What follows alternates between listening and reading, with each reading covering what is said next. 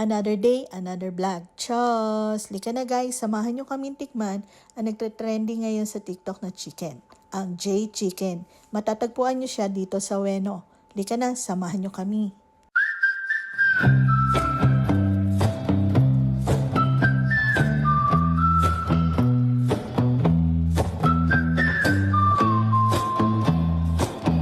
So, ito na nga guys, bukod sa kumain kami doon, nag-take out pa talaga kami ng isang buong chicken dahil bitin daw yung nakain namin doon.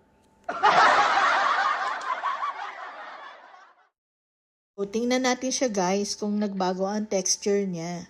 Dahil bumahe pa siya ng isang oras. Imagine, isang oras. Biruin nyo, ikaw kaya ang ilagay sa box at magbiyahe ng isang oras, di ba? So, ito na nga siya after 1 hour ng biyahe niya at nasa box. Crispy pa rin siya at juicy pa rin siya.